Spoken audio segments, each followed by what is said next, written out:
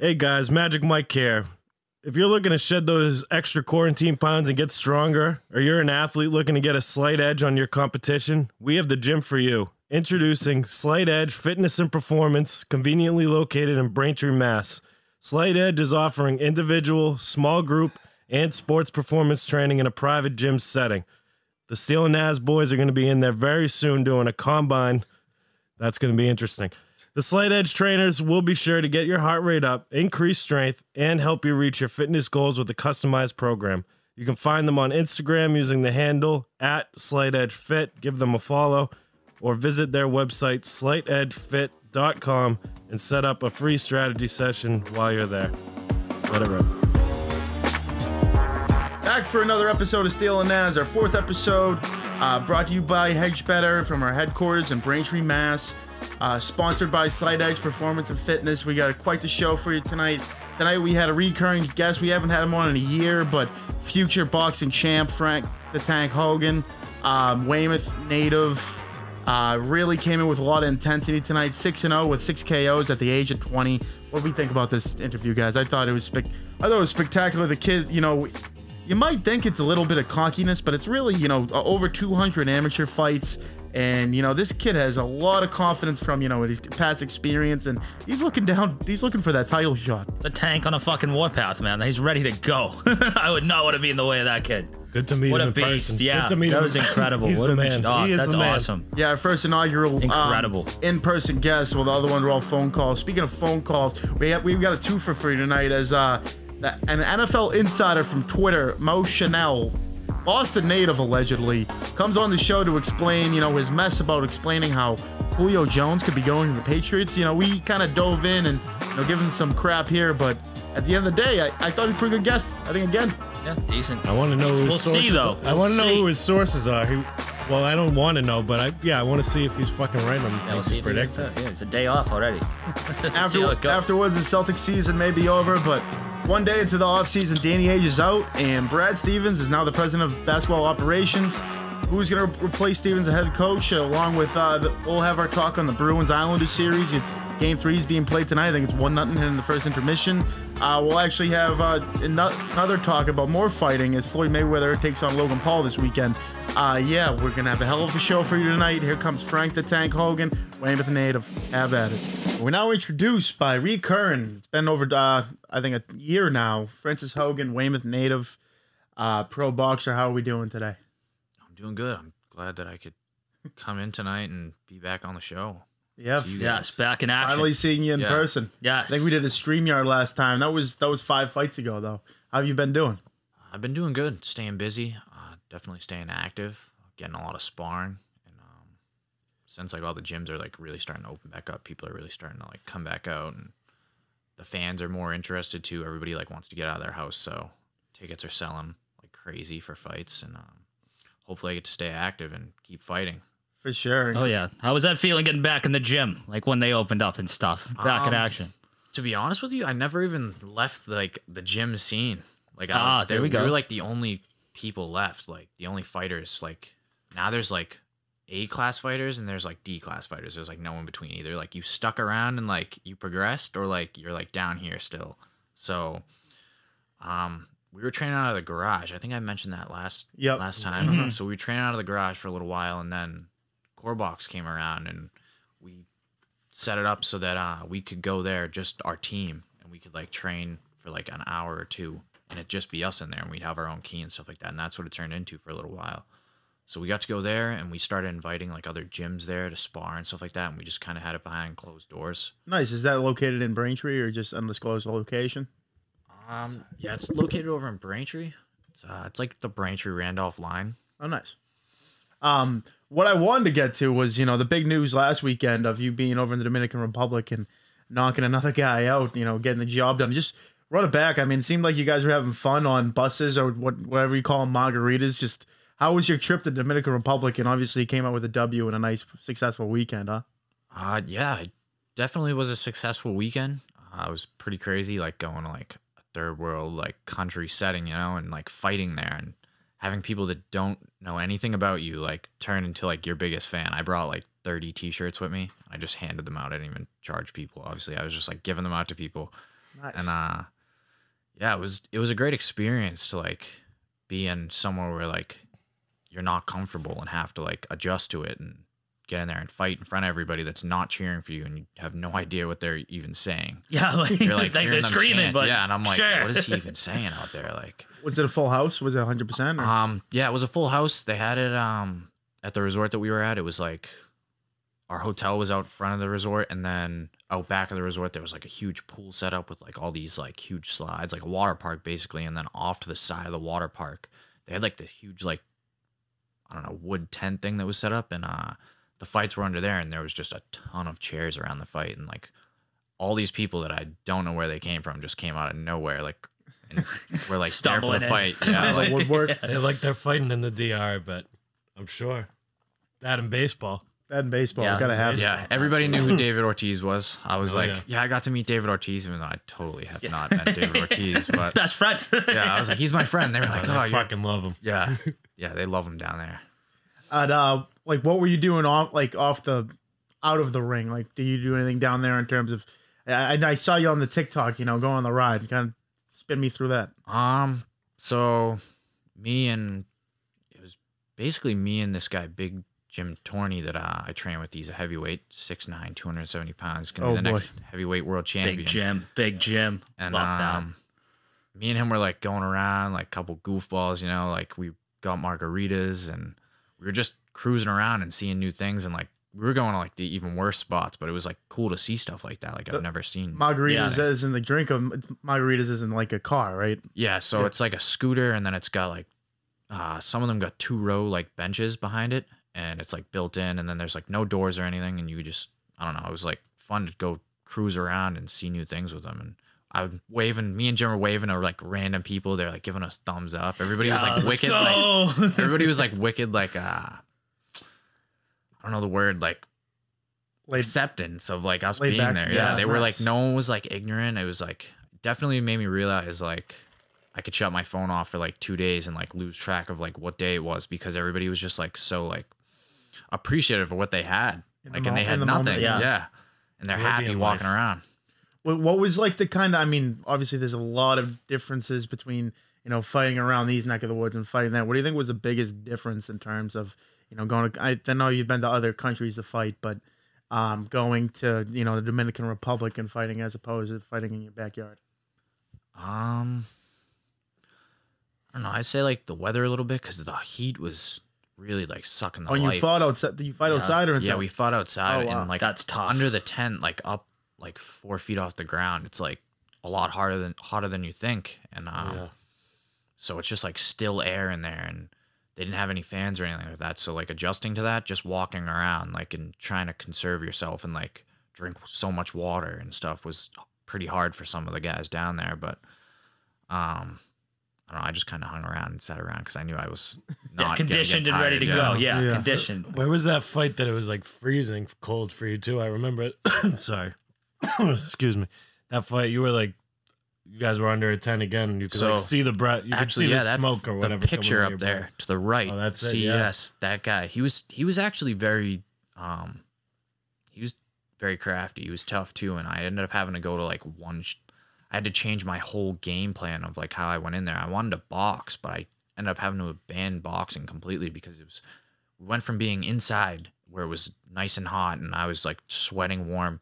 We walk outside, it's raining and the wind was blowing and I was freezing. It was like 40 something degrees outside.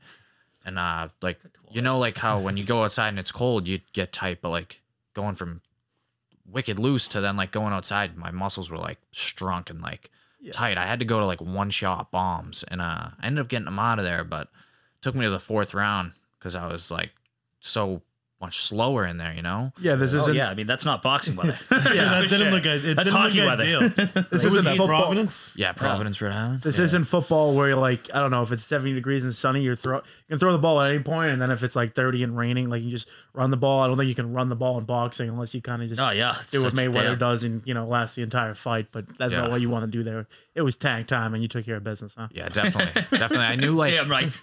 I knew in there as the rounds were going, he was like game the whole time, but he was like kept laying back more and more and more, and then I was like, all right, either I'm getting him out of here or it's going to the decision. And like I'm a tank, and no one's gonna be like have like one fight where like I didn't knock someone out. I was like, this isn't happening. Yeah, we're not here for I decisions. grabbed him. We're not here like, for decisions. yeah, he grabbed me at one point, and I think I was like it's like night time, like, and he let go and was like, Time to like, go. You said that to Get him? ready, Yeah, I said buddy. that to him, yeah. Get ready. Who are the people that are like at your fights? Someone I remember at that specific one, someone was like like yelling pretty loud. Like, I don't know if it's your Yeah, dad so or maybe. yeah, that is my dad. Yeah, he's a little bit more laid back as like the fights have come and stuff like that, but like he's my like get me going before the fight if I need to, or like if there's a round where like it's been close, like it went even when I was an amateur, or like I'm losing, my dad will be in there like, you need to get out there. Oh, he gets me going. Like, you're gonna let this guy? He doesn't know where you're from, you know. Like, There's a lucky beard thing to it, right? He like crushes a beer before. Yeah, he crushes a couple of beers before you go in the ring.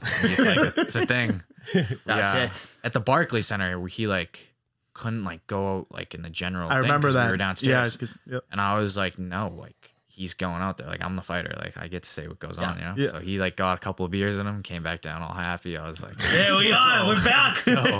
My last question on the Dominican Republic thing. So going into that fight, what round was the knockout? I'm trying to remember. first round, it was like, I think it was like 2 minutes. It was into the hysterical. first round. I was on my couch and I was waiting for the live to go. And I think I went to the bathroom real quick, went back, and it said, like, I think someone recorded it on Facebook. It says someone was live, and I turn it on. As soon as I turn it on, it was like, wham! I saw the knockout as soon as I put it on. Just kind of run it back to me. And what were you looking there? I know what you were looking at. You were looking for the finish. Just tell me how you got to that point. So, yeah, actually, a lot of people were like, oh, you need to, like, after the fight, and they watched it. Some people, like, caught just the knockout, and, like, me, like, kind of leaning to the right and then leaning to the left and, like, leaning in on him. And we trained to fight, and like, I know I have a good jab. Like, no one can get by my jab, but I started out with the jab, and then I was like, I realized like this guy can't take my power. Like, even like just flicking the jab out there, I was hitting him, and I could tell it was hurting him. And then I started going back to what we were training for, and I knew like he was gonna try to always. He wasn't a backing up fighter. He liked to come forward. So I let him do that in the first like minute and a half, and let him like get his confidence, you know, so he wouldn't try to run. And then as soon as he got his confidence, I started falling in and leaning on him, and they were like, his corner was like yelling like, he's tired, and I was like, whatever, like, I'm making myself look tired, but I'm not tired. I know I'm not tired. Get And I ready. just waited, It's that snake. and then I like sat that. back real quick and threw a left uppercut, and I threw the right hook, not to hit him though with the right hook, just to get it by his vision so he wouldn't be able to see the other punch coming. So it came from here. This is the last thing he saw was a punch coming from up, and the next thing came from was like up here. It was through like an over the top 8 with my left, and that was it. He was, Yeah. I saw his eyes like roll in the back. And of his listen, head. yeah, I woke up listeners, the next day. if you didn't see this video, it's one of those knockouts where We'll put it out Yeah, there. the fist hits him, and he just goes flying back on the ground, face in the pit. Was that your best Yeah, knockout No yet? need for a count. Yeah. Like, Honestly, it I kind of think- looked like the Jake Paul Nate Robinson knockout. The way Yeah, he landed. yeah. A lot of Yeah, he people were like, crumbled. No shout out to screenshotting it. Jake Paul, but Yeah, a he's lot not of in people your were like league. screenshotting it, and they were like putting the Z emoji like above his head, like of him laying there. Nice. Yeah, it looked ugly. Yeah. Yeah, for that's him. a tough go. Yeah, of course. So I think the last time we talked to you, you had the one professional fight on the belt at the Barclays Center in Brooklyn.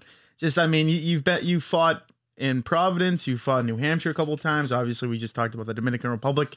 What have you kind of, gained experience in terms of knowledge of, actually being in the ring against professional guys? And, I know you've been in over 200 amateur bouts, but what's it like to be, a 6 fight in now professional boxer? It definitely made me realize like where the amateurs got me from like pushing through and like taking all the losses I did take. And I'd get in there with guys that were like 2-3 years older than me and like still get the fight sanctioned. They'd be like 15 pounds heavier than me. And yeah, I'd lose. Like I'd lost my first like 30, 40, 50 fights even. And everybody's like, oh, like the Hogan brothers are here. Like, oh, let's fight them. And then everybody's like starting to like look over my shoulder. Like, oh, the Hogans are here. Like, I don't want to fight him. Like everybody's trying to run out of my weight class. And I was like, oh, like I can't wait to become a professional. Like going from amateur to professional and like fighting the top guys in the country and beating them. And then now I'm a professional and I'm like, all right, like I don't know any of these professionals that are going to be able to beat me because I just have had so much experience at such a young age. And I've been in there with all the pros. I one of my best friends and training partners, Mark DeLuca, and he's one of the craftiest fighters I've ever met. Bad man. And I get to get in there with him and move around. And I get to learn from him, and I don't know. I'd like being 3, 4, 5 steps ahead of a fighter is like not common really, because most guys are just in there for the moment. They're not thinking about like, all right, what happens when I like it's a huge chess game really when you break it down. Having that guy Being in 5 punches ahead is crazy. Even just being like a brawler, and like if like I want to like hit a guy and I know like I got the power, so I just want to like hit him and hurt him. Like I turn into a chess game, like where I can hit him and get out, and like where I can reposition, and that's what it turns into. So I realized like being a professional now, everything's like a lot more slowed down because I have all these rounds, so I can go whatever pace I want. I can go in there in the first round and gun him out, or pick whatever I want. You know, I mean, that's what I feel I have like the best advantage at, that I have like all these rounds and time in the gym and training. And just like that little example you showed with the Dominican Republic fight, you kind of played a rattlesnake, just baiting that rat to come towards you. Yeah, there's actually a picture. Kid you not, my buddy was like messing around with me before the fight, and he was like, "What are you gonna knock him out with?" I was like, "All right, whatever. I'll just like choose something." I was like, left uppercut, right hook over the top left, and that's what I got him with. And I didn't even mean to. It was just in my head, like I don't know, like why I even did it. And I don't take that. Might as well. I don't take that like I don't take that as 1% of cockiness at all. That's just all confidence and like that's it. Like you said, you've had all these amateur fights. You've been there already as a 20 years old, right? You've been there already, and you've done that at the age of 20. You got a guy like Mark DeLuca in your corner. I mean, you're sparring these guys all the time who have plenty of experience. It's just seems like the career is heading off in the right start. Huh? Yeah, definitely. You called this too when we talked to you when you were 1-0. You were like, "I'm gonna knock out everyone who comes to my path." Yeah, get ready. He's like, it's tank time back then. Frank the Tank is bulldozing. I think we all knew it at that point that you were gonna do this, exactly what you're doing. Yeah. I don't know who's gonna beat you. I'm excited. What I need to ask for the next question is, we saw on Facebook, I think a month or two ago, I think one of your buddies made this whole fight Jake Paul type thing. What's your thoughts on that? So actually, I didn't. So at that fight in Rhode Island, there was a guy there that was like part of the huge camera crew they had there, and like they had a pretty extensive crew there. I was kind of surprised, and he was taking all the pictures and stuff, and I was just like kind of confused because he was doing like interviews on his own self over there. But it was for his like TikTok and his pages, and it was actually pretty cool. Like he was the one that made the video and just happened to pick me. I guess I got lucky. I don't know. And he like compared us both and like showed like that it's all about like marketing. I mean, I do know where he's coming from, so I have been trying to market myself more, post 3 times a week even. Yeah. And like not just on Instagram, Facebook, TikTok, like you gotta do it at certain times of the day, like when people are most on their phones. You gotta like have it down to like everything's down to a science. Like I have it down to boxing, you know. So I have to get lunch this down, breaks, you know? out of work. Yeah, the way to grow and like for a boxer, if you were looking to make money and be famous, I mean, you can't just be a good boxer. You gotta like do everything around it too. So what was the classic line from the Polish Prince? He was just like, "There's pimps and hoes. There's pimps and hoes in boxing," is what Ryan Kozeski and he said, "I'm a high class hoe." You gotta basically like flaunt your shit the best. Unfortunately, Jake Paul. Unfortunately, look at Jake that. Paul's become the I mean? best at it, which I don't know what you think about that. In the honestly, sport of boxing, but he probably does bring, not good. He does bring looks to boxing that like have never really like been there in the last 20 years. I mean, what kid is like interested in boxing? Then they see Jake Paul, the YouTuber, on there fighting Nate Robinson. That's a good point. So they're like bringing the kids back to it, and like I mean, they think it's like all fun and games watching Jake Paul fight, but then there's 2 or 3 undercards, and I'm on there, and they're like, "Who is this kid from Weymouth?" Like that's why like that's what's gonna be the big thing, you know. Like if I can get on there and fight a guy that's 10-1, everything just that I look at, I think about like what it does for me, and I'm like, all right, this could actually like kind of help me. Just be careful of Snoop Dogg's weed smoke. Have you watched any of those yet? So that was like one thing that I was like saying to my dad. We were like watching them and whatever. I didn't pay for them because I didn't want to pay for them. So Naturally. I waited, but we were like looking at it, and I was just like, wow, this is like absurd. I mean, would I be able to focus? Most definitely. I think that's what would be my trump card. Fighters would be coming out like, I'm just like, I don't even care about that. You're getting knocked out. Like that's all I get on my mind. And then I'm like, as soon as I knock him out, I'm like, all right, take my clothes off. It's time to go home. Like, and I don't know. I thought that was nuts though with the smoke. Like he's like puffing a joint or whatever. He's hosting and he's blowing drinking. out. He's He's the smoking. guy, like, yo, you're coming out. I was like, what? It was a lot. It was a lot. Yeah. It was quite Frank quite the a Tank, performance. Snoop Dogg with a blunt, call it about. It's like, the hell? Yeah, I think if I was walking out next to him, I probably would have knocked Snoop Dogg out. I would have been like, it's not a it's reflex. tank time for Snoop Dogg too. Yeah, He gets Give smoked me too. everybody. Give me everybody. you have such a Terminator face. I like just from seeing you fight and whatnot when you come out. Like I just can't even.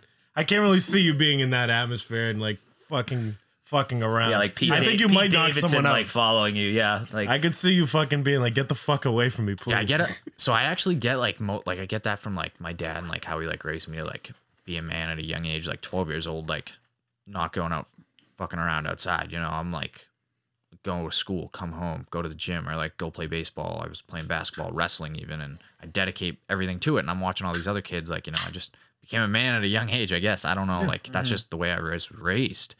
And I also get it from like going down Rhode Island Big Six boxing when I was an amateur. Get in there with guys that are like it's a bully house. Like whoever can get in there and last the longest. We're getting in there and I'm 13, 14 years old. I'm getting in there with all the pros. Getting hit with a body shot, I'm going down.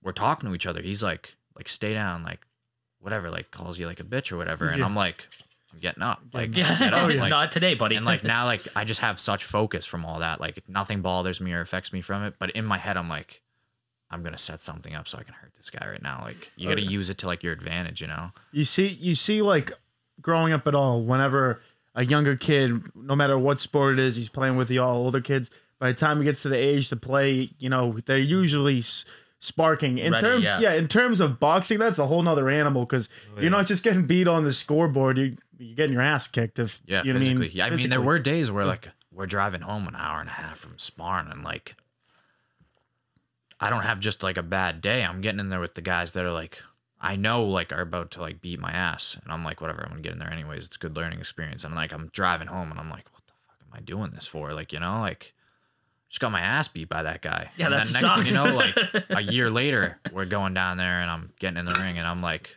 just beat that guy's ass. Like, Damn right. you don't even want any. Try It's it all, again. it's all worth the That's full when I circle, knew, like, right? yeah, that's when I knew it was like tables were starting to turn when sparring.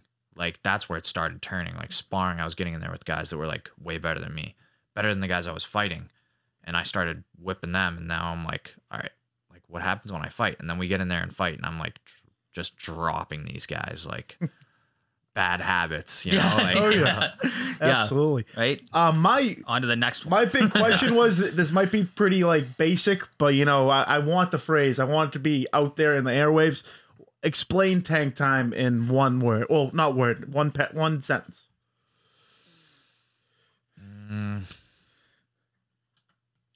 I get knocked out. my career, yeah, Yeah. is gonna be tank time. Like, hit me, I go down. Like, I want to fight a guy that actually can hit like I can hit. So when he puts me down, I'm gonna get up and I'm going to be like, it's tank time. Like, I'm still here. Like, tanks don't go anywhere. Like, Nope.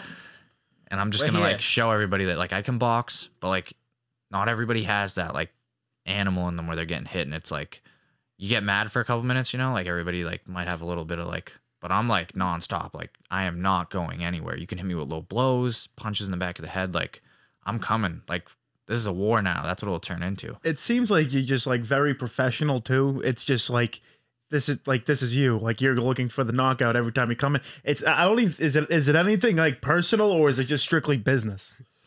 Strictly business. Yeah, that's what I'm all about. Yeah. I said it. Business I said trip, it the baby. last time it was on. Like for someone so young, it's like impressive. Like I feel like you're like 30 years old. Yeah. You're very well composed. Yeah. That's really what made me think like you're gonna do big things. I have seen the comparison. Obviously, Francis is a professional boxer, in far above what we've been talking about with Bobby Lights Out Lang, who we've had on the show. But Bobby Lights Out Lang has been a guy who's like looking for a guy who can actually give him a challenge. Obviously, Frank just said that as well. Bobby Lights Out Lang is going to be fighting who is it? Pac-Man Jones. Pac-Man Jones. I don't know if you've been following this at all, but have you been seeing the Rough and Rowdy? Have you seen Lights Out Lang at all in the gym? Anything like that? Yeah, I actually have. He came stumbling in the gym like 4 weeks ago, 3 or 4 weeks ago, and I'm like, I know who that guy is. Like, You know, like usually it's the other way around. I thought he was gonna come up to me, and I actually went up to him and like he presents himself like a little crazy, you know. Like, Oh, he's crazy. He's crazy.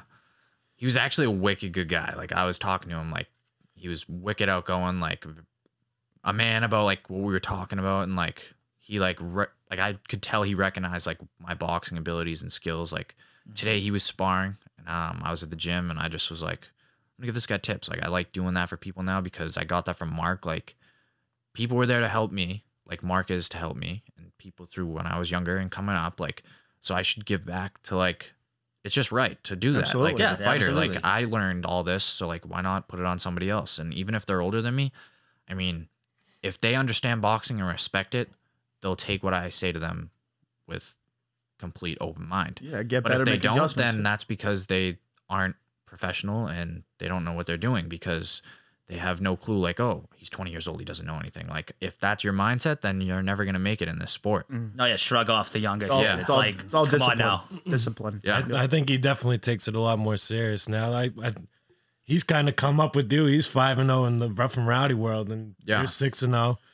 Yeah, he's You guys, definitely. you guys have been just winning, so I'm glad he's learning from I you. think he's gonna take a learning curve, like being over, like even just seeing like how like professional like Mark, me, and like Carlos Gongora, like he's WBO world champion, Yeah. 2-time Olympian, like Jimmy, like we all joke around and mess around, and then like as soon as we start, like a round starts, we're like messing around, 30-second bell ring, round starts, we're like dead serious, no talk, like we're in there to like work, like that's how it is. And just the way we do things is like a lot different than like other professionals. Usually it's like one professional, he doesn't have like, he has a team of like trainers.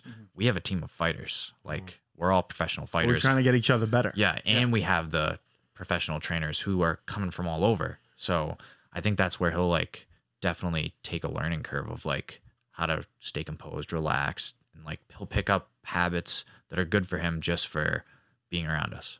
How many days a week are you training these days? Like 6, 5, 6? So when I first like went and became a professional fighter, I was doing like 6 days a week. I'd take like a Sunday off, and then I don't know, I just like realized like unless I need to, I mean, mental health is real in like the boxing world and just in regular day life. Some days you show up to the gym and you're just like dragging yourself there, and like that's not good, like for your training or for like Yeah, your you're just hurting. mental Like, you're hurting. health. You're Yeah. hurting your brain and your body because you're just like not taking days off. So I'll do it on good weeks. I'll do 2 weeks straight, and then I'll take a Sunday off, and then I'll go back 2 weeks.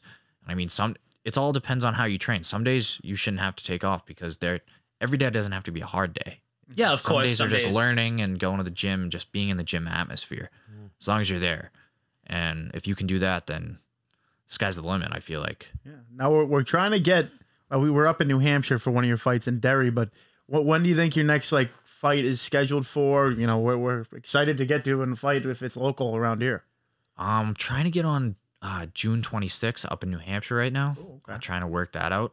That'll be in Derry, New Hampshire, again, where I've had a couple of my professional fights. But a definite fight will be, I'm trying to figure out if it'll be on TV or streamed or whatnot, but we'll be in Belgium, July 17th. Wow. So, Belgium. We're on to Europe, boys. yeah. Belgium. What's the thoughts on like Love the that. Belgium? Do you know who you're fighting? Do you know what kind of? I mean, you'll know more of the atmosphere when you get there. But Yeah. So, I mean, I'm assuming like, I mean, I can't speak French or whatever it is that they speak over there. You know, I don't even feel know. ya, yeah. I don't God, have no Belgianese? idea. Yeah. But, yeah. And No idea. going over there, I mean, the people wise, I'm sure is just gonna be like I can zone that out pretty well now, and so I'm not worried about that. I think I am gonna definitely end up fighting someone that's like definitely been around and like up and coming too. So that'll be nice. Will I say they're gonna give me a good run for my money? Hell no. I put way too much into this for someone like to get in the way of me going to there. I don't care if it's their homeland, like, and he lives right down the street, and his grandparents are there. Like, you're still getting your ass whipped. Tank's house now, baby. road Tank's games are the house best. Road games are the best. Yeah. Now. I hope you shove him in a locker. Let's go. It's good that you're getting to experience like traveling too, like all that while you're doing this. Is this your full time thing? You have you're like a business owner too, right? So I was doing the landscaping. So I gave like almost all my accounts over to a buddy of mine, Mike Pope's Landscaping. Actually, got to shout him out. Big shout out there. There we go. Pope's Landscaping. Get your lawns done. Yeah, he does great work for a very reasonable cost. What more can you ask? So I'm actually an iron worker too. So I do that in Local 7. Hell yeah. Awesome. That must help you stay in shape no matter the training or not. Huh? Yeah. That's and intense. The atmosphere is still like, you know, like not careless. I can't say careless, but the way like I don't have to like hold back on what I say to people, you know? Oh, Like, yeah, it's yeah. like the same thing as the gym setting, you know? Like we're in there Everyone's training, shooting the like breeze. shooting the breeze, like same kind of setup, you know? Just I'm putting iron up in the sky or I'm putting rebar on the ground, and I don't know. I love it though. I love the guys. I love the atmosphere. I love how like it's a union. Like if he leaves and walks off the job, I'm walking off the job next to him, kind of deal. You know, like Yeah, that's camaraderie. like the best thing. Let's go team. Yeah. Yeah. Exactly. My last question kind of here. So the anticipation of your like first pro fight, like in Boston, I don't know if there's been any tease of like, you know, extractions maybe at Encore or someplace around the area, but how much is that anticipation in your head that, you know, I know family and friends have gone up to New Hampshire, but it'd be another element to have a fight around here. So yeah, that also brings back like the Local 7. Like, I mean, all the guys that are working there, like leave work, they get out of work at 3:30. I mean, fights at night, they leave there and go there. I mean, Frank the Iron Irish Tank, people better show up. I mean, Jesus. But yeah, there has been a little bit of like tease. I've heard like fighters be like, "Oh, I heard there's gonna be a show at Encore," and I'm like, "Well, I haven't heard anything," but I'm like, it still is in my head now that like there definitely is a potential that there's gonna be something like very soon. I'm just waiting to like find out and get a call like, "Oh, there's gonna be a show in a month or so," and Yeah, I remember they had one probably 2 years now when I think Joe Farina, a kid from Southie, fought in it. Those were pretty good fights. yeah. And Yeah, the in kid, Encore, yeah. the kid that trains with us, Jonathan DePina, he fought in it too. you fought in it too. Yeah. Yeah. A lot of people showed out to that. I mean, it's really close. I mean, how Oh, far yeah, is it? no, on New Hampshire no, To get Highway? you, yeah, No, exactly, if- yeah. We'd be in there heavy. Oh yeah, no, like if 100%. whenever that happens and you like get in there, that will be a tank show. Yeah, I mean, I just like want to come out and just like let it be said right now by Francis Hogan. I just want to come out and have everybody just like get quiet for the first like when everybody sees me, and then everybody just starts chanting all together, tank, tank, tank. And I'm gonna be like walking out like it's gonna be crazy. Everybody stomping their that's a feet killer. together like. We're good at chanting after Yeah, being in the yeah. balcony of the freeze last Yeah. week. You guys get anything else? Oh my God. Good. No, I'm excited to see a Ready fight for the next. tank Yeah, show. looking Sit. forward to it. Pleasure to get to meet you in person. Yes, yes. Happy you got to speak with us over Corona, and you're still killing it, man. Yeah. Good shit. And anything I do say is like, it sounds a little cocky or whatever. It's just because I'm very, It's confidence. I Oh yeah, I you're said ready it to during go. it. It's Yeah, confidence. That's Yeah. fine. Don't change. There's Don't change. 219 amateur bouts. You train with a bunch of professionals. You're 6-0. I think that comes down to experience and confidence by yeah. now. I It's mean, not I was cocky. pound Yeah. for pound, 2019 to 2020. I had the pound for pound most knockouts in the country for any weight class, like for anybody. And yeah, I couldn't believe that when that came out. I was Wow. like, did I have that many knockouts? Like, I was going to look at it, and I was number one at 152. In the country, I was number one at 165. I actually held both of them for like a year and a half for both weight classes. No one could like pass my points or anything. Like, it was crazy. I was like on top of the game. Yeah, the Yeah, Chris Jesus. Mannix guy who does all the boxing stuff goes to my the boxing gym I used to not train, but Yeah. get the reps in. He goes there. Awful, by the way, but we got to track him down one day and say you better start hyping up Frank the Tank because he needs to get some more fights up in here. Yeah. Yeah. Hell yeah. Oh yeah, Yeah, well, fights and everything behind the scenes of like people hearing my name. I'm trying to figure out. Absolutely. You're gonna start seeing me with like those like old like wrestler sunglasses. I gotta create new shirts. That Frank the Tank like We'll plain help shirt market. isn't working. We'll get your name up. yeah. there. actually, yeah, that's we got to perfect. finish with Yeah. this. That's why we need to get your Uncle Tommy or Big yeah. Tom Fitzpatrick and Rough and Rowdy. That's yeah, what we need to do. yeah. 55 years old, still kicking it. We're gonna help them make a promo. Someone was saying that they're gonna be coming back. Rough and Rowdy's gonna come back to Mass possibly later this year.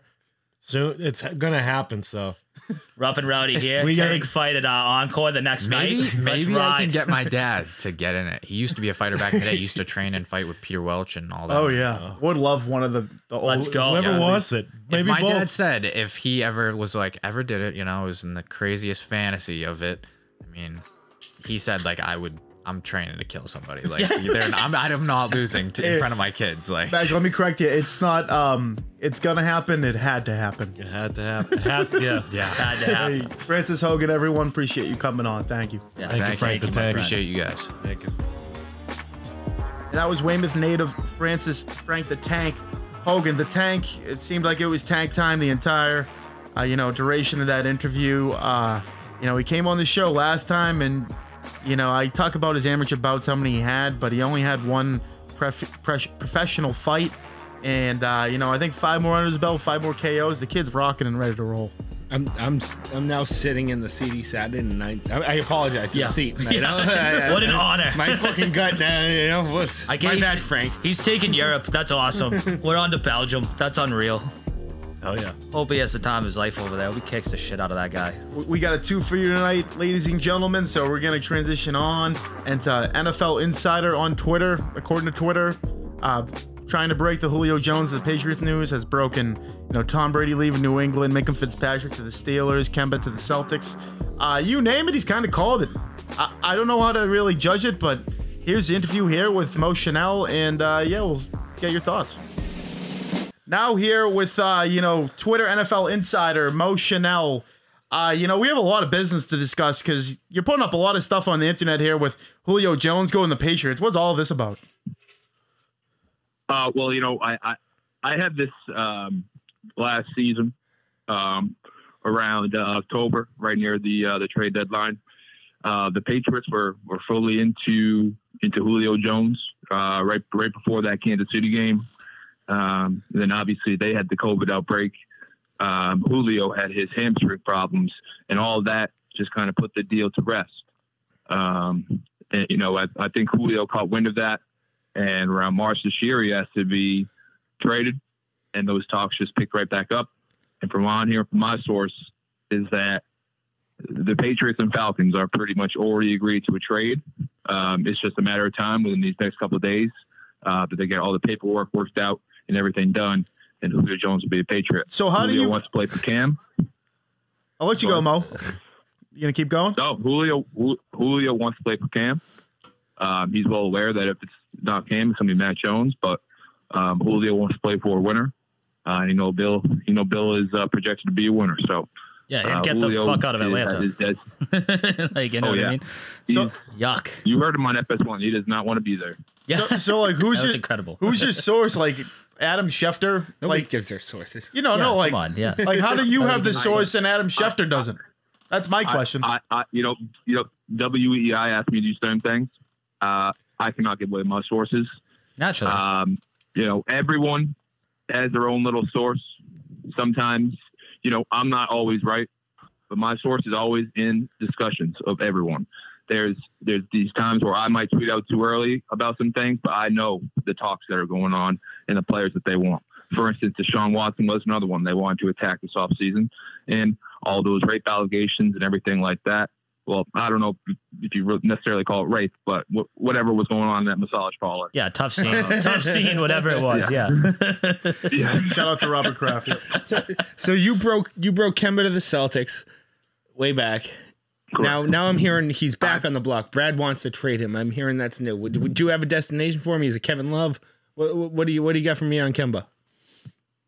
For right now with Kemba, I have heard nothing about any movement on Kemba. The season has just ended. I don't believe that they're in talks now, but I wouldn't put it past them to be shopping them.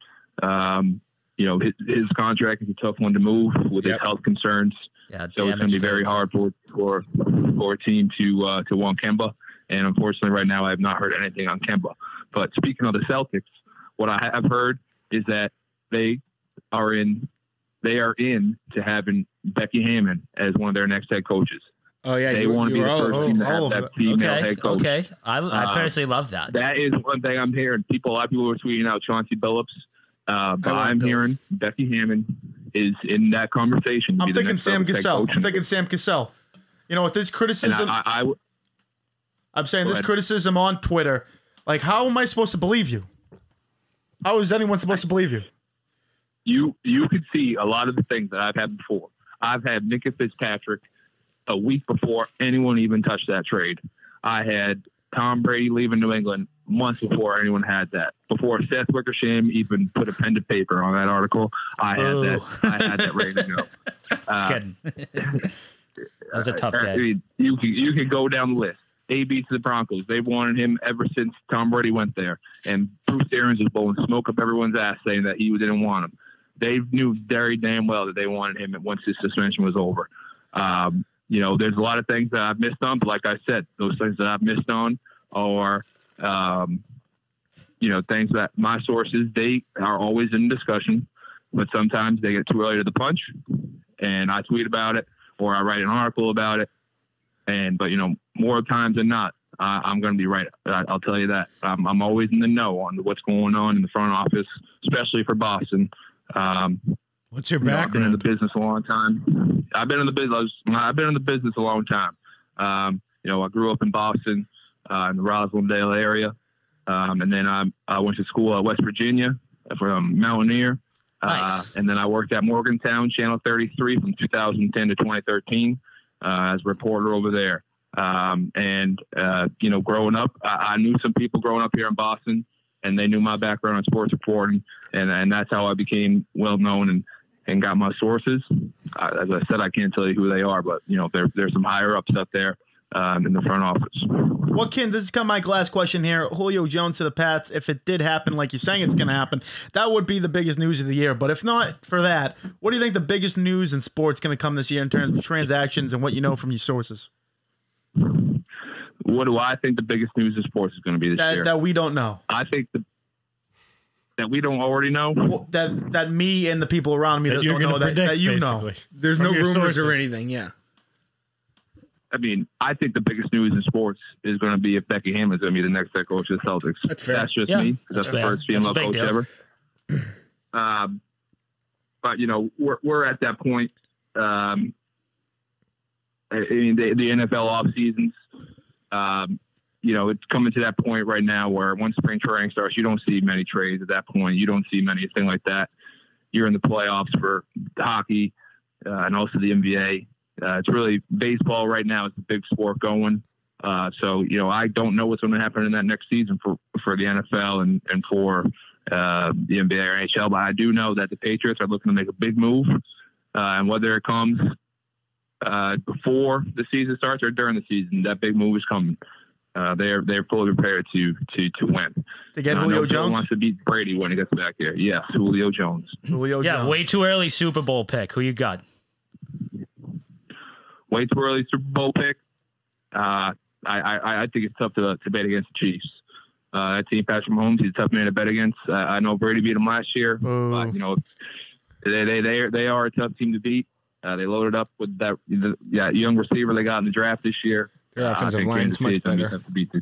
Yeah, they got Dooney. What fucking cunts. Well, Mo, I hope everything you're saying comes true, and I hope people start believing you. Yeah, I want to ask him one. Yeah, ask him one. So you tweeted this morning that we'd get the Julio Jones news. So when you fire off a tweet like that, do you confidently? Is it a troll tweet, or you don't give a shit if we do find out the news, or what is your plan with that tweet? None of my tweets are trolls. I tell you right now, my source told me that Julio Jones is coming, and I said, "Is it good to expect him to be traded here tomorrow?" And he told me yes. That was yesterday. Okay. So, what about when you're on Kirk Minahan? What about when you're on Kirk Minahan and you say you're a fake? Is that a double troll? What is it? There are a lot of people that try to be me. There are a lot of people out there that try to be me. They make all these fake tweets about me, but Mo's Army has my back. Okay, I'm a part of it. I'm joining Mo's Army right now. That's right. I'm pledging my allegiance. And the Spike King has recently been coming at me. I was gonna say the Spike King. Yeah, there was a Twitter war big time. Yeah, We'll Twitter war him tonight if you want us to. Yeah, we go in the mud. Oh yeah, he's trying to start a Spike's Army. He's trying to copy my every move. So fuck him. Yeah, and he also had Kyle Van Noy going to the Titans and said he's not coming to New England. So his sources are wrong. He was called out bad on that one. Mo, appreciate you joining us tonight, and best of luck with everything. We're really hoping Julio Jones to the Pats. If you nail that, we'll have you back on. We'll have you back on. Full interview. Oh, no. I'll gladly be back on, fellas. Love the show. Thank you, Mo. Thanks, brother. Mo's Army. All right. Take it easy. And that was Twitter NFL insider Mo Chanel. You know, it seemed like, you know, after hearing him, you kind of start to believe it more instead of all this criticism that he's fake. What's your take on this, guys? Because into it, I was kind of like, you know what, this guy's just trying to make a name for himself in terms of, you know, phoniness. But, you know, I'm starting to pick it up more. And if the Julio Jones thing happens, he's definitely credible. Yeah, I mean, he's almost a day late, though. He's got like 3.5 hours left. I don't know.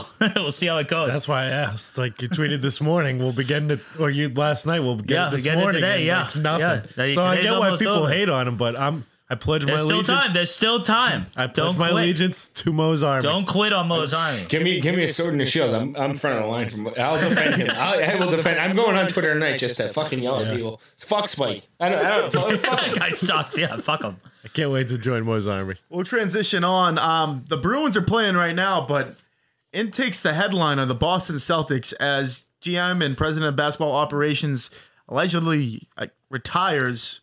And Brad Stevens jumps up to that spot, and now the Celtics need a new head coach. You know what? I'll start the room here. I think, you know, Danny Ainge, you think about it, because it took me a while to be like, oh, he's run away from the team. This guy's had health problems for years. He's done, in my opinion, such a great job in Boston. I know he screwed up this year, but, you know, you bring Kevin Garnett, you bring Ray Allen to a team in 2008 where they only had 20 wins the season before, and you really turn things around. I mean, that's what we'll always remember him by. And, you know, there's guys like Jason Tatum, Jaylen Brown. You think Isaiah Thomas, yeah, KG. You run it on. The reason why they came is because of Danny Ainge. Got him there, absolutely. I mean, I'm gonna take I'm mad at the Celtics. So obviously, this is gonna sound bad, but he ruined basketball. He formed the first big three. Point, yeah, he fucking formed the first big three. He rushed everything. LeBron became fucking LeBron. Fuck LeBron. Everything happened this way. Kevin Durant became a bitch. Every super team formed because of Danny Ainge. And yeah, he was thinking ahead of time, but it ruined fucking basketball. Agreed. Handedly. Agreed. That's a good take. He drafted as well as humanly possible. Not humanly possible, but he, all the people, you've seen it all over Twitter, all the names he's had. He traded back. He didn't want Fultz. He didn't want Ball. He took Tatum. He made the right What a play. move, yeah. He got Brown. He did all of these things in what does he have? What do we have a first round fucking exit. We had game 5. We had fucking Peyton Pritchard, Grant Williams, Romeo Langford, Jabari Parker, and I don't fucking know who our center was against the fucking Brooklyn Nets in game 5. Fuck. Yeah. It's pissing me off. Like, it's not Brad's fault. Everybody's turning on Brad. He's not a bad coach. Maybe they weren't listening. No, the roster wasn't ready for it. The roster stinks. It even sucks. here, John Corrales on our airwaves a couple months ago saying they had to trade Daniel Tice, who would have been a big part of this team. Not saying they even would have came close to being the Brooklyn Nets at all. Daniel Tice would have done fucking shit against the but Brooklyn Nets. they traded him up. Can I get my point across? No. I think I should. They traded him because of luxury tax. They trying to save a buck. Fuck, who cares? Let's get a playoff win. Daniel Tyson gonna matter? Yeah, I guess it doesn't matter. Well, maybe he could have helped propel them while they had injuries. No, to not play Brooklyn in the first round. They wouldn't have played Brooklyn in the first round. You're gonna play them eventually. It doesn't matter. Play it eventually. Yeah, exactly. If the Celtics won a first round, that would be a good season for the team who struggled all season. They went 36-36. What the hell are you talking about? You're content with that? You're Bruins? I'm not content with that at all. You're content with the Eastern Conference Finals? What are you talking about? The Bruins? I want a championship. I want a fucking championship. This is pretty electric, isn't it? This is a sight to see right now. Antan missed last week. He's fucking coming in hot again. In this room, if they were sitting beside each other right now, fists would be being thrown. I'm just saying. He's just fucking conference finals. I like Antan's take on this. Actually, I from everything Danny Ainge ruining basketball. That's 100%. That's a good take. I haven't heard that one yet. No one said that anywhere. The take about championship or bust with this roster is just ridiculous. It is in a fucking. I don't know if you're. That's Boston mentality. That's Boston mentality. That's a loser mentality. You got to know what cards you have. We are losing. We're fucking out. We're playing on the golf course. If you got a 2-3 in a game with Texas Hold'em, you fucking bail. No, you try to fucking bluff it and win. I don't know. See ya. No, this team had no grit. I mean, I don't think Danny has grit. This is another thing. Fucking Brad fucking... Stevens? Jesus, put it together, man. Funny story. He's our new president of operations. We were shit-faced at a game. We were somehow landed behind his wife. Tapped her on the shoulder. I said, I love your husband more than you. She She was scared. Yeah, I'm sure she was horrified. But You probably ruined Brad saying that. he hugged Kyrie after Game 5. He fucking hugged Kyrie after Game 5. Are you fucking kidding me? I can't Disgusting. stand. I can't stand this stuff. I do want to get on because we do have a caller coming in soon. But I want to get on the replacement of Brad Stevens and head coach. Who do you think could he fill those shoes? Give me Becky or There's Cassell, Billups, Becky, Billups, Chiara here. and get me KG as an assistant coach. I want him on the bench. KG, I want him on the bench. coaching. Get KG the hell out of my fucking face. Get Perkins out of my face. Get Paul Pierce out of my fucking face. I don't want to see any of them. I'd like to see them. It's not going to fucking happen. My personal choice would be Sam Cassell. I think the guy's been assistant coaching for years. Yeah, I think he could definitely fill the void. They need a guy who, I know Jaylen Brown and Jason Tatum non-diva superstars or going to be. I don't think they're divas at all in comparison to who they just played. No, not but even really. What I'm trying to say is you need a guy who can deal with that, and I think Brad Stevens can't deal with that. He can't deal with any. You diva. call them divas, I call them Does super Brad villains. Stevens Get it right. as president of baseball operations, do you think Brad Stevens has Baseball. the balls to trade basketball, whatever? Trade Marcus Smart? I don't think he has the balls to do it. Hell yeah, he does. He's I don't already. think so. That's what I've been hearing all day. Does Brad have the balls to even be Yes. a GM? Yes, he fucking People does. are saying he's going to get run over. No, he's not. I don't know. He's gonna kind get run of, he is over. kind of a but pussy. the core of his team, I don't know if he has it to Brad- do it like next year. Like he has to make moves now. Brad essentially got fired, by the way. I think they both did. He's a 2-year He just got a promotion. We're on his contract. He's under contract. They're not just going to throw away the 30 whatever million they gave him. I don't know what the money. You don't name a guy just because you don't want him as a coach as the president of the basketball Yeah, you do. operations. Yeah, you do. No, you don't. You do. That What makes on no earth sense. is that? That's what That's sports just like- radio is. That's a horrible take. Fuck sports I radio. heard That's some a horrible take. I heard some guys that we might be having on in the that box future today. saying that tonight. So, All right, well, no. Saying that wait. exact thing. So Yeah, get the So 98.5 what? out of your ears. it's not that I'm serious. Everyone trading besides Jaylen Brown, Jason Tatum for me, everyone should be on the no. call. See, I'm Trey Brown. I have my four untouchables are Jason Tatum, Robert Williams, Pritchard, and Naismith. Richard, The Damien, last Naismith's two mainly close. because they're on a rookie contract cheap for 3 or 4 years. Wouldn't mind a Naismith. Time trade. Lord's a game changer if he can stay healthy. He was legitimately a game Yeah, changer. no, he was very good when he's out there though. That's what's tough. I mean, Jaylen Brown for Bradley Beal, I'd probably take that.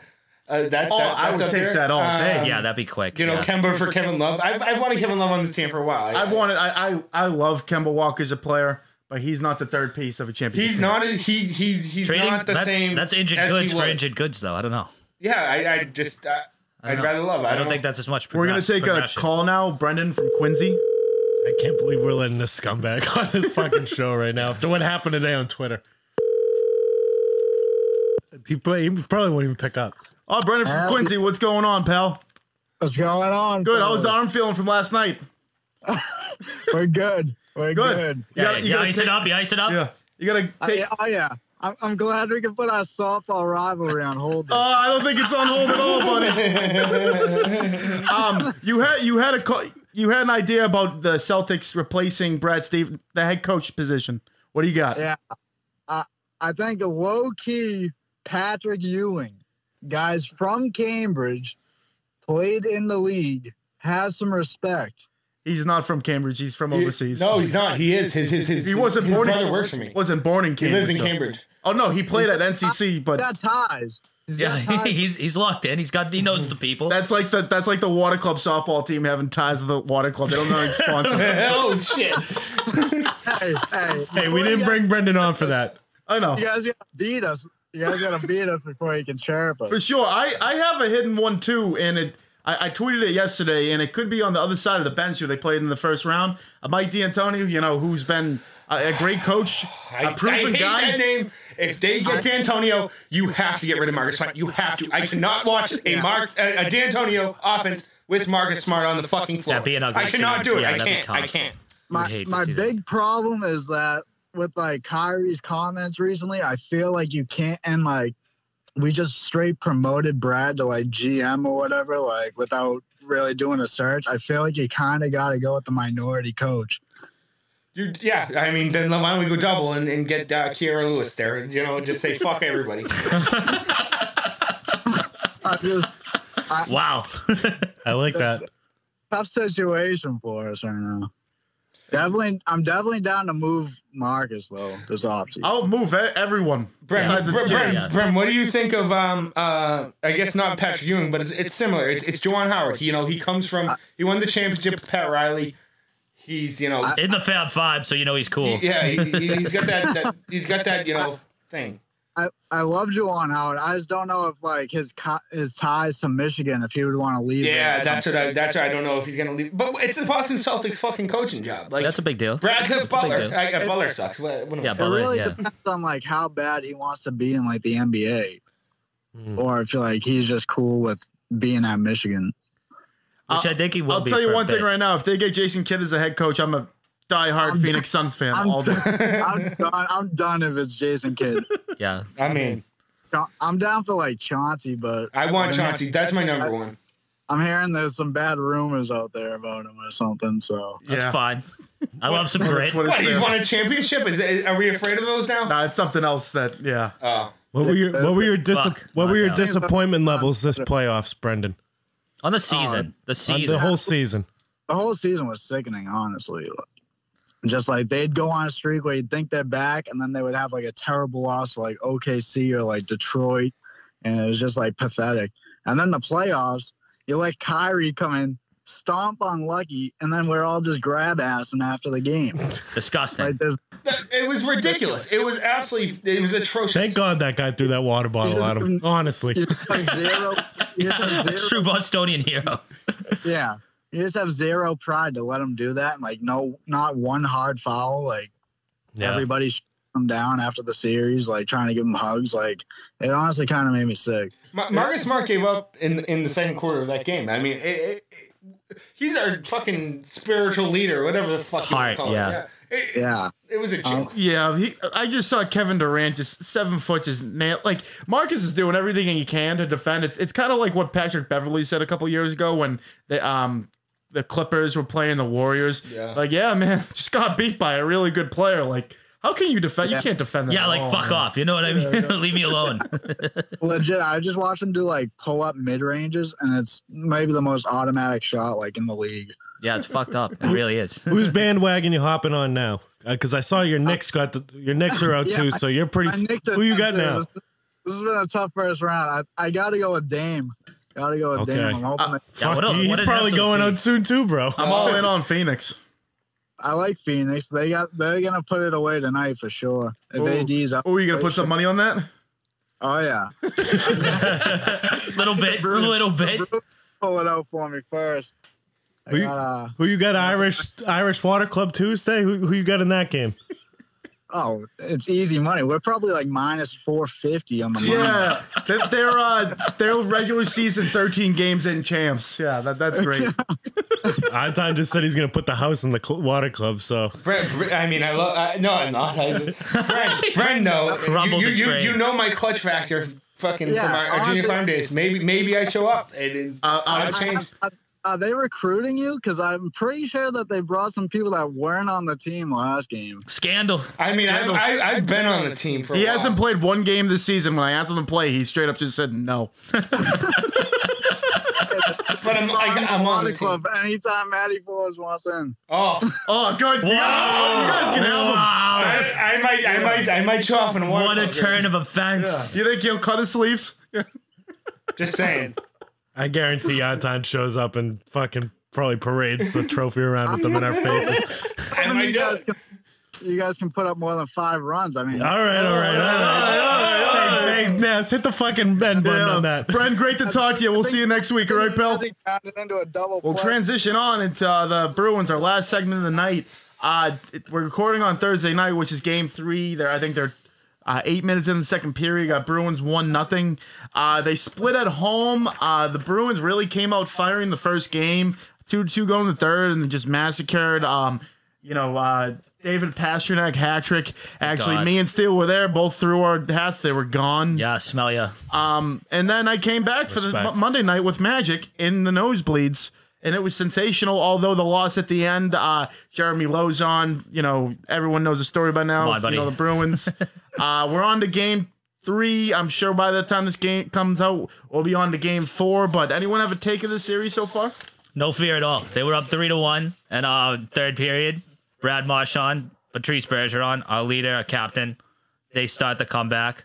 Prod looked great in overtime until Lozon just fumbled it and gave them an absolute easy one. I think Craig Smith getting hurt for game 2 was big because I don't think Jake DeBrusk really has it right now. He's a hell of a skater. Done better though. That's about it. But I see it right now. Who knows? Will be the end of this game and whatever. But Craig Smith, a period in, 1 goal. What do you know? Oh yeah, well that line is fucking amazing. When you take Craig Smith out of it, then Jake DeBrusk is not as good as Craig Smith. Yeah, and you know what though? I watched this series, and you have some players, and Matthew Barzal, and I think Brock Nelson has been a really good skater for them. Kyle Palmieri.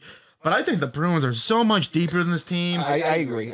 If you watch them, they're just a better team. Yeah, I think. Yeah. 100%. I'm going to stick with my original pick because I think the Islanders get another game, but I think Bruins in 6. But I'm not going to shy away from Steele, getting ballsy saying in 5. I think the goaltending's better than them. They already switched their goalie. They don't even know what they're doing anymore. They got Varlamov in net tonight. 5 saves on 6 shots. Well, he was tonight. hurt. They wanted Varlamov in net. This is what happened. The Islanders guy, Sabokin, he played well. He got hot against, but then he failed. So then they went to failed, and then they went back. But he was like a Vezina. He's a Vezina finalist. Oh no, I know who Varlamov is. He's an absolute sav. Defensively, I think that's the thing that's really going to bite the Bruins. I think. I think after you see the first line, Grizzlick's an absolute gamer in my opinion. I think he's not afraid to shy away from anything.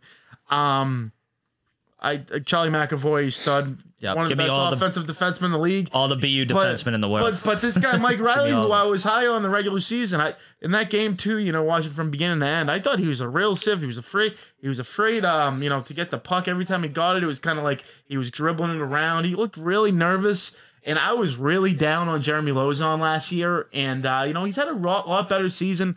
But you can't turn over the puck in overtime, and not when the boys got the tarps off. No, that was the guy too. That's the Zekas guy is their version of Sean Corrali. So when he gets that opportunity, he's gonna nail it. If Corrali gets a bullshit breakaway, he has playoff goals before, game winners. It's the same thing. He gets that done. I'll say right now though, how about that game 2 Charlie Coyle goal?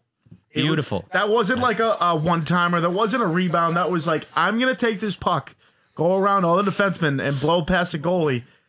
And my cousin, Zach Walker, is just going to go nuts. That's the biggest. I watched that, and I was like, they're better. That third line gets going, then, we should run the doors off, this team. But, the third line needs to get going. The first line got you back in the game. I mean, once Brad Marchand scored on that power play, that we're going nuts. That was magic. How about that? How about the bleachers talk? How about the bleachers? Nosebleeds game 2 experience. Bleachers were incredible. If they get up 3-1 and we can go to game 5 up 3-1, I think we should probably get in those bleachers so we can secure what we lost in game 2. Bleachers are out of control. Out of control. God bless it. Worth every penny. Shirts were game off. 1 was so Shirts were off. unbelievably Beers worth were being spilled on girls' fucking hair. The girls were calling it shampoo. We're back. The bleachers is where I belong. I want to be buried in the bleachers. You were that night. I've never felt so fucking alive. Buried in the bleachers. Print the shirts. We got the fuck you Kyrie chants going. We started the fuck you Kyrie chant, which was huge. It really was. That's what it's all about in the bleachers. Because we were in the back, get it going. And I've never been in that situation. It was just a couple of us because the people behind us were so down with the "fuck you, Kyrie" chants, and then we said it, and then the 4th time we stopped saying stuff, and then you just heard it all around. By the time of the 6th or 7th, we weren't saying anything, and the whole packed house was just saying "fuck you, Kyrie." And he deserved it. Yeah, that needed to happen. That goes without saying. We did it early and often in that game. Yeah, I mean, it was good to go to a game. Haven't been to a fucking sporting event in too long. And it's beautiful. I don't see puck drop too much either, on TV. Them starting the 4th line, maybe I'm real behind this. but like Curtis Lazard is an absolute stud. Yeah. That guy is the director of the fourth line of the Boston Bruins.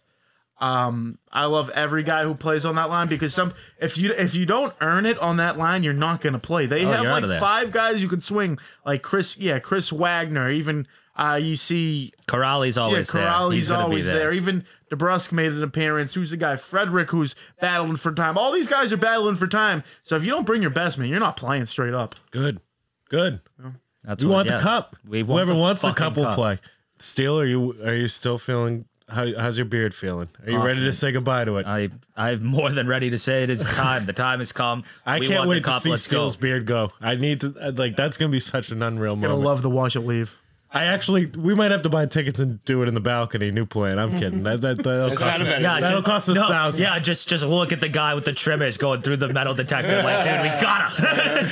If we got the cool guy, he'd get it. He'd be like, fine. I just got a text from Brennan from Quincy saying AD playing tonight. We are nervous about the Suns now.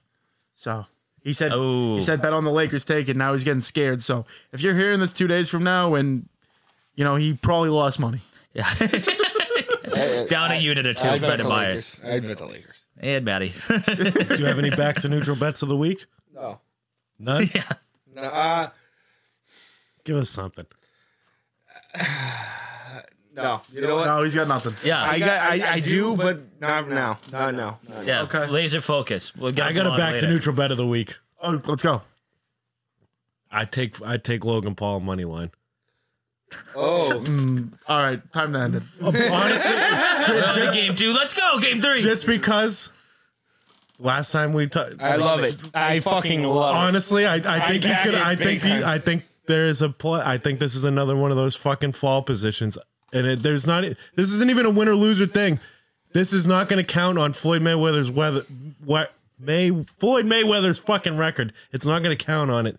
So he's probably, if fucking Logan says, "Yo, here's fucking 25 extra mil.